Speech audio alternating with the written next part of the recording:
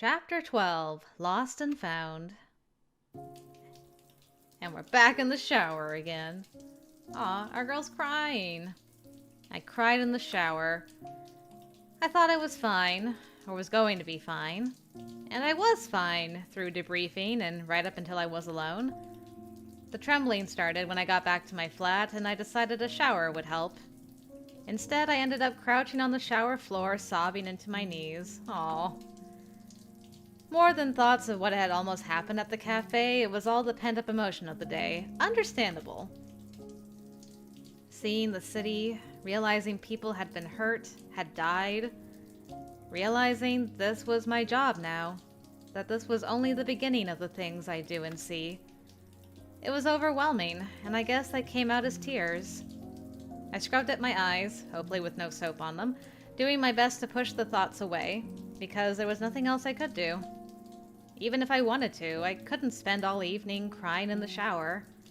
I also had a medical exam scheduled. Apparently, they were scheduled for high ranks after heavy assignments to check for signs of psi fatigue or burnout. And since this was my first assignment, they were keen to check on my status.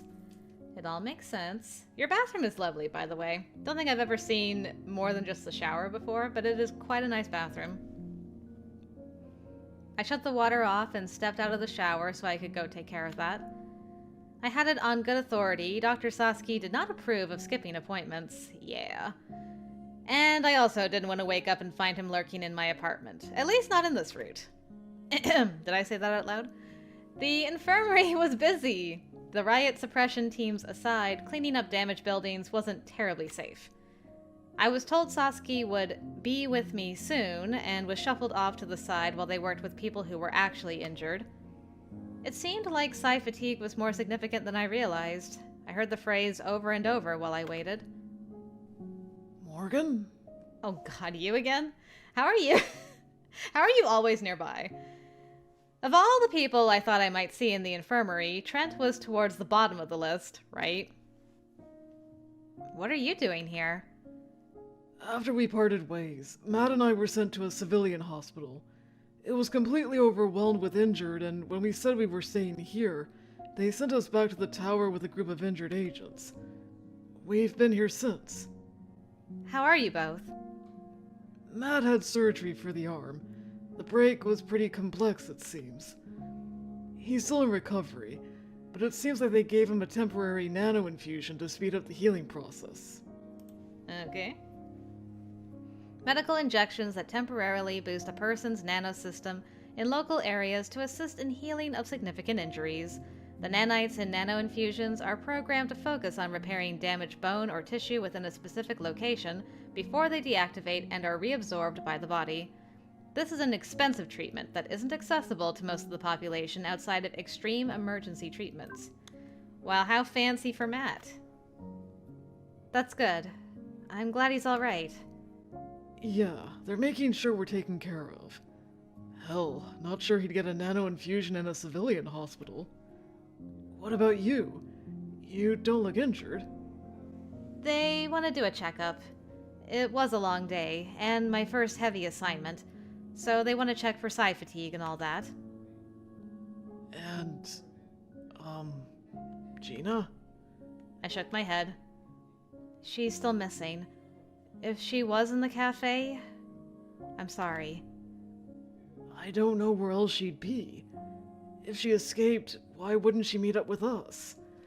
Yeah, well, about that. I mean, she might have faked her death. We'll see. We've been trying to reach her, but no luck.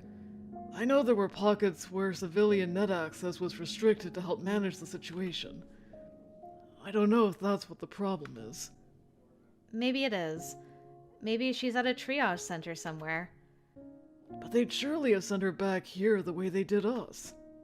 Maybe she didn't want to come back. Why wouldn't she want to come back to the tower? I don't know. Maybe she's not in a position to tell them where she's from. I'm hoping she's okay, but I can't think of another reason she's still missing. You know her better than I do, Trent. Not by much. I mean, she didn't join that long ago, and she was at odds with the team a lot. Really?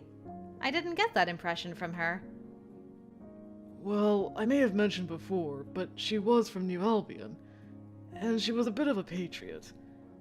While I wouldn't say I totally support the dissidents up there, I'm at least sympathetic. The same goes for a lot of planet-siders. Gina kept saying sightseeing would be a team-building endeavor, something to help us all get closer. She insisted on going, and now... Now she was missing. I don't know, though it sounds like you're throwing your colleague under the bus there, Trent. I'm still a little sus of you, not gonna lie. I didn't want to make assumptions. For all we knew, she was injured, or even dead. But I also couldn't help but wonder if there was something more suspicious going on. It's so hard to tell which of the three it is. I mean, Matt is, like, very obvious because of how public he is with how he feels about everything. But that makes me think it can't be him because he should be, you know, would he be that forthcoming about how he's feeling? Trent, I'm not sure if he's legitimately stupid or if he's brilliant at pretending to be stupid.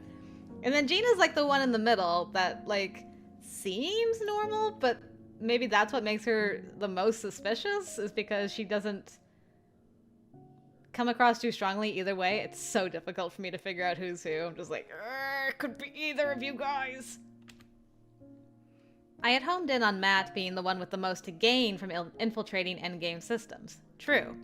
But Gina was the one who insisted they go out. And now she was conveniently missing because she left the table right as the bomb went off. Was that a coincidence? Again, don't know. But there was something that didn't make sense. If the attacks were orchestrated by people who sympathized with the rebellion, and Gina was a patriot, why would she be involved in it all? I smell a rat named Trent. Something didn't feel right about this. Morgan? Sorry. Just got a little lost in thought. What is it? Are you really okay? Yeah, I'm just tired. It was a really long day.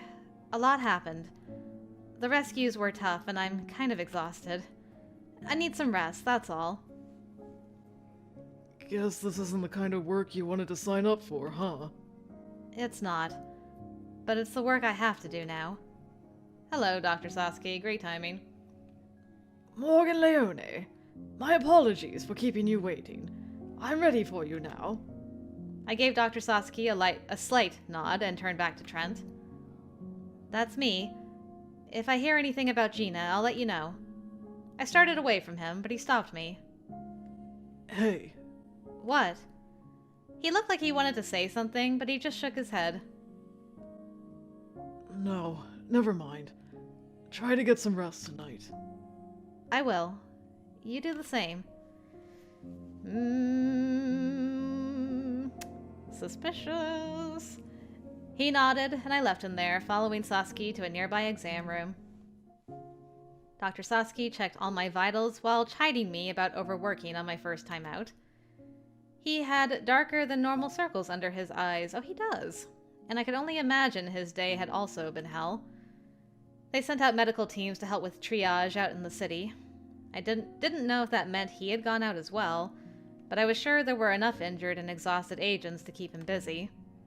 There were plenty of civilians who lived at Cor Solaris, but worked in the surrounding area too. I only half listened, my mind far away as he talked. After a while, he paused and looked at me over the top of his display. Your physical well-being aside, how are you coping with today's events on an emotional level, Morgan? Are you asking if I'm experiencing emotional distress again? I gave him a long look, not knowing if he was asking in his capacity as my physician or out of genuine worry. He tended to be a bit of a mother hen over people he regarded as his patients. I rubbed my head. I'm not sure. You are exhibiting signs of stress, mild tachycardia, among others. You are also far less verbally responsive than usual. It was a long day. I'm really tired. Yes. You are showing signs of fatigue, not to mention mild dehydration. When was the last time you had something to drink? I guess when we first got back. You will rectify this when you return to your quarters, yes? Yes. I promise I will guzzle as much water as my body can hold. Irritability as well. I huffed an annoyed sigh at him, but he was unperturbed and made another note on his display. It was a long day, Doctor. Seeing the city like that. There were so many injured people. Damaged buildings, trapped civilians. I don't want to talk about it. I heard you had a close call as well. Well, there was also that. Found an unexploded device, as I understand. I squeezed my eyes shut, the image of that thing lying there immediately springing to mind. And the terror of that moment, I was utterly convinced I was going to die. I felt a surprisingly gentle hand on my shoulder. Morgan, it is unnecessary to force yourself to remember. I will not discuss it further. My eyes flew open. He was just calmly saying that? Not giving me an analysis of my body language or something? There might be hope for him yet. It was a traumatizing experience, no doubt. It's natural to want to avoid discussing it, even if you're unable to put it from your mind. I am not a trained mental health professional, so I can't offer much guidance. I will put in a request for time off and for you to speak to a counselor. He gave me a dry smile. I will not pressure you to discuss it with me, but you will need to discuss and process it at some point. I suppose you're right. Many people deny symptoms of post-traumatic stress or try to diminish them and convince themselves their trauma is insignificant. However, you were quite literally pulled off the street by the imbeciles at the top. You do not have the years of training the rest of us have. Today was undoubtedly both eye-opening and unnerving. It's well within the realm of natural human behavior to experience symptoms of trauma. Best to deal with them head-on than delay treatment. I understand. That was very kind of him. Now moving on to other things. Vitals are mostly normal. Heart rate and blood pressure show a slight elevation as mentioned, to be expected given today's events. Reduced cortisol levels and increased pain activity in the supraspinal region. I would imagine you have a bit of a headache. A bit, yes. He frowned as he stared down at the device in his hand. And as I thought, you are also exhibiting signs of a deep neural scan. What? I haven't had any scans since I got here, not outside of what you've done personally. Indeed.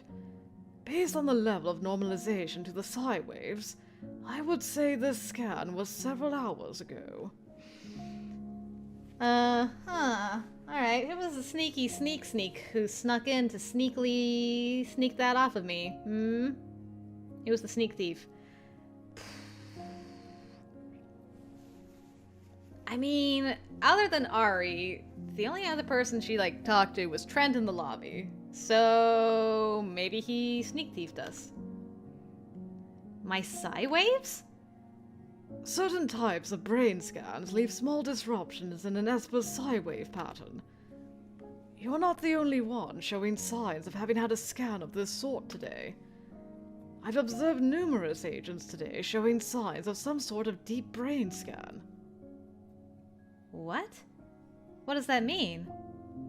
I can't say. Yet. Surely there's no connection to the explosions today. An interesting suggestion, though, isn't it? Interesting isn't the word I'd have chosen. Suspicious, maybe.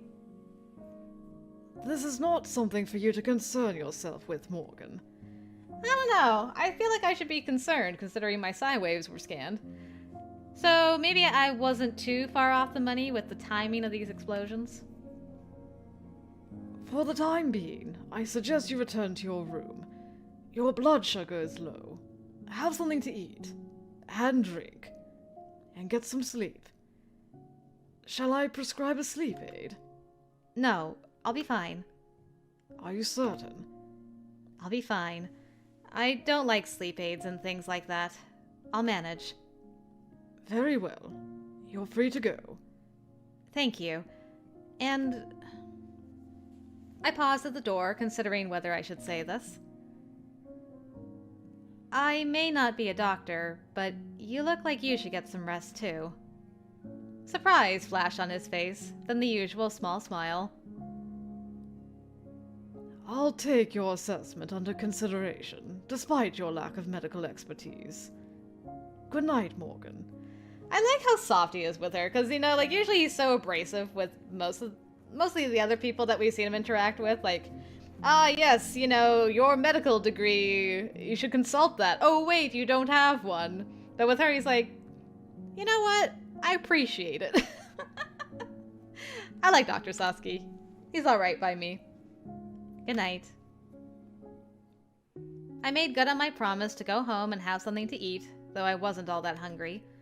I almost walked to the lounge to maybe just be around other people, but I couldn't muster the energy and decided to spend time reading instead. Then I found I couldn't focus on what I was reading, so I decided to work on my personal report for the day. It was difficult to parse my thoughts and feelings, but when it came to merely stating what had happened, that was easy. Or so I thought. But it wasn't quite as easy to do one without the other. The moment I started trying to explain what happened at the cafe, everything started coming back. The panic, terror, certainty I was going to die. But I struggled my way through it so it would be over with. By the time I was finished, I was more on edge than expected. Jittery and anxious, I was considering going for a walk. Should have gone to the garden. But before I could get dressed to do that, the door chimed. It was almost a relief to sense Ari's presence in the hall. Curious and a little worried, I went to let him in. I apologize for stopping by so late.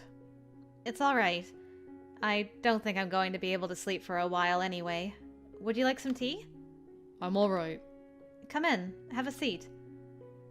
I wanted to check on you, actually. It was a trying day. That's an understatement. Perhaps. Which is all the more reason I wanted to make sure you were coping. I'm okay. I don't know. My thoughts are a bit of a jumble. I have been preoccupied with a singular thought all day. That you could have blown up? He clasped his hands tightly in his lap and stared at the floor. His brows drew together in a deep frown I was unaccustomed to seeing on his face. And what's that?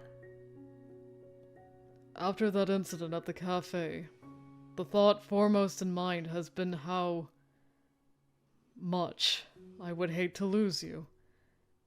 Of course, it's understood this job isn't without risk. It's never bothered me before. It was simply a fact of our all being a part of this organization. I have lost people before. It was disconcerting. But today, for the first time, I was truly afraid of losing someone. Hey, you're not going to lose me. Yet I can't seem to stop ruminating on how close I came to doing just that. Unsure what else to do, I pulled him into a tight hug. He stiffened briefly, then wrapped his arms around me and held me tight, burying his face against my neck. Aww. I keep having this irrational fear I won't be able to protect you. I can't bear the thought of losing you, Morgan.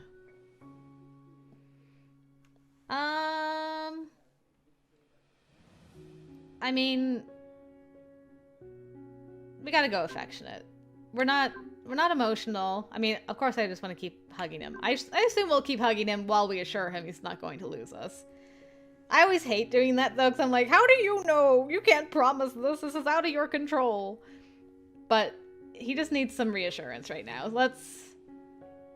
Unfortunately, like, neither of you can really quit your jobs.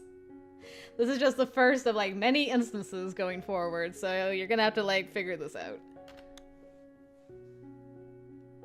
You're not going to lose me, Ari. I'm not going anywhere. Today was my fault for being less cautious than I should have been. It didn't even occur to me that there might be something like an unexploded device. Lesson learned. Be more cautious. I pulled away and gently took his face in my hands. I'm sorry I scared you. I'm sorry I didn't realize how upset you even were until now. I've been so wrapped up in my own thoughts over this whole thing. You're way too good at hiding your feelings. That's not always healthy, you know. I pulled him closer again and rested my forehead against his. But thank you for telling me how you feel. Morgan. I remembered what Vaughn had told me before, about taking the opportunity when it was presented, not waiting. Is this going where I think it's going? Like, hey, in case one of us dies, maybe we should, have some fun times together, wink wink? Is this where we're going? If we're heading towards fun times, I should probably state for the record now. Hi, it's me, Molly, GirlGotGame. How y'all doing? So, I'm an adult here. At least I play one on the internet. And so with that in mind, this game does have the option to have a fade to black for the love scenes. But because I'm an adult, and I imagine most of you watching are also adults, I have not disabled the love scene. So we're gonna get the full Steam version going ahead. Just so you all know. So, you know, if that's not your cup of tea, I understand. But I'm going ahead with it, and if it happens, it's happening. So, here's your heads up warning. Leave now, or grab a cup of tea, because it's about to get spicy in here. Alright, here we go. PSA over, I guess. Anyway, I don't know if Ari was thinking the same thing or what was going on in his head, but to my surprise, he pulled away from me. When I looked up at him, he leaned and placed a kiss to my lips. Something inside me broke in that moment. Maybe I just needed the comfort and closeness of someone else. I pulled him closer and kissed him back with a little more desperation than I think he expected. He made a soft noise in the back of his throat, but held me tighter anyway. His hand cradled the back of my head as I pressed close enough to him. I was half in his lap. I knew Ari was easily overwhelmed, but I was in such desperate need of this moment that I couldn't hold back anymore. There was a sharp intake of breath as he jerked his head back in surprise, but it was only for a second. He quickly moved back towards me, his mouth opening slightly as it covered mine again. I felt the gentle push of his tongue against mine, and butterflies stirred in the pit of my stomach as the kiss grew more heated. Maybe I wasn't the only one who'd been holding back. Ari's hand strayed from my head to my back to my waist, then back to my head, twining in my hair as he gripped my head again to kiss me more fiercely than before. His teeth scraped against my lower lip, giving it a surprising nip. This time, I was the one who was startled into a gasp. He's a fast learner. Ari pulled away, panting. He looked at me through foggy eyes, face flushed and hair mussed. Oh, he's asking her if it's okay. All right. Is this okay? I nodded, not trusting myself to speak. I moved in again, a little slower this time, and kissed his lips. Then his jaw. He closed his eyes, his breath still coming rapidly as I moved to brush another kiss below his ear. His skin was warm, and there was the faint smell of his soap or shampoo. I felt his hammering pulse beneath my mouth and circled my tongue over the spot. Oh, what was that noise? His soft groan vibrated through me, and to my surprise, I found myself on my back with Ari bracing himself above me. I questioned whether we should do this, especially when I'd said only a day earlier that we would take it slow. But then you nearly died, things happened, you know. But I wanted it. I wanted it, and from the ragged need in his breaths, I suspected he did too. Ari's eyes met mine, and his expression was so lost. Searching. like he needed to find something but didn't even know what he was looking for. He leaned and placed a tender kiss to the hollow of my throat. It was soft and unsure, but my entire body jolted under the sensation of his lips against my skin and the weight of him pressing down against me. Ooh, let's get the spicy G. Alright, I'm all for it. Let's go. I arced my head back and let out a soft whimper as rivers of heat spread through my body. I wanted to pull him closer and beg him for more, to somehow ease the raw need spiraling through me. But he ran a trembling hand down the side of my face, almost as if he was afraid he'd break me and I could only try to hold myself back. His mouth traveled lower, over my collarbone and down to the curve of my breast as his fingertips lightly traced down my arm, then to my side, and eventually came to rest against my ribcage. I shut my eyes, not wanting to stop this. Wherever things were headed, I wanted to see it through. I threaded my fingers through Ari's hair as he kissed the space above my heart, then looked up at me again, still wearing that lost expression. I don't know what to do. I don't know what you'll like. It's okay. I'll show you. But first... I propped myself on my elbows and hesitantly reached for his shirt. His eyes went wide as I tugged a button loose. Oh, dang! Boy got sweaty quick after we took off that shirt. Hello, how you doing? But after a split second of hesitation, he pulled it off, and in typical Ari fashion, half-folded it and set it aside. I love that. No creases, I don't want to iron this later. I laughed and leaned up to kiss him again. It was funny how that gesture sent another kind of warmth to the pit of my stomach. He was so...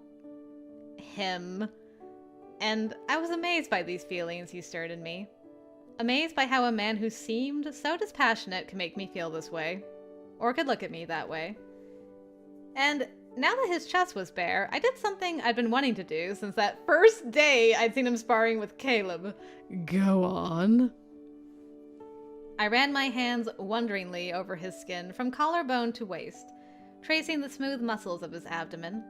Evidence of years of training and all the effort he put into his work. I approve. He shuddered beneath my touch, releasing a shaking breath that tangled with a groan in his throat. I watched his face as my hand skimmed across his stomach, eyes closed, lips parted, and hair falling across his forehead, cheeks flushed. There was a faint tremble as he exhaled. As strong as he was, there was a sort of fragility to him as well. The way he shook under my touch, the soft hissing moan that escaped when I ran my fingertips just inside his waistband, the soft, panting breaths. I was so afraid of hurting him. I wanted to hold him forever, to wipe away his uncertainties and my own. Ari let out another low, hissing groan as I leaned up to kiss his throat, then moved my mouth down his chest. A hand went to the back of my head as I sucked redness to the surface of his skin, somehow pleased with myself when I saw it. And then my back was against the cushions again, Ari's body pressing me down into the sofa. He kissed me fiercely, hesitation replaced with urgency. That's a nice look in his eyes, I'll just say that. A little moan escaped me, delicious shivers crawling down my spine at the shift in his demeanor. Ari's hands explored with more confidence now, tracing fire over my skin as fingers dipped to my navel, then slipped up under my thin camisole. And we're back! Ah, but shirtless version this time. Okay, hold on. Nice, nice, nice. His mouth found my ear, teeth gently tugging my earlobe, the sound of his ragged breaths the only thing I could hear. I clenched my hands in his hair, biting my lip to stop myself crying out as his hands dared to slide higher, running little circles over my flesh from my stomach to the tips of my breasts. He pulled away briefly, and this time my shirt made its exit. I flung it away. You didn't fold it neatly? And pressed another scorching kiss to his lips. The feeling of his skin against mine sent heat shooting to every part of my body, and I finally took one of his hands and guided it to where I wanted him to touch me. So many creaks and things. I fell back against the pillows, this time unable to hold back the moaning gasp. His touch was hesitant at first, but I could almost feel him watching my reactions, gaining confidence each time I reacted positively to what he was doing. I could only cling to him, gripping his soft hair as he continued. Ari moved one arm under my back, pulling me up to his mouth. Kisses traveled over my shoulders, chest, then stomach, following the path his hands had traveled earlier. One of his arms hooked under my thigh, drawing my leg half over his shoulder as he moved his head lower. It was so... I couldn't think words. I wanted more. I wanted to touch all of him, to wrap him around myself. Ari, I want... He looked up at me again, his silver eyes at once intense, yet hesitant. Are you certain? Are you? The question hung in the air between us in silence, punctuated by his heavy breaths and mine. I thought he might change his mind. But no. Without warning, the warmth and weight of his body was back, pulling me close, kissing me and swallowing my soft cries as he pressed his hips tightly against mine. I wrapped my legs around his hips to pull him closer. A heavy gasp escaped him as his erection pressed against me in a way I don't think he expected. His hands tightened against my back, and he let out a slow, tense breath. Our eyes met again, and he held my gaze as he started working the rest of my clothes off. There was a flurry of movement after that. Rustling of clothes, gasps as skin met skin again.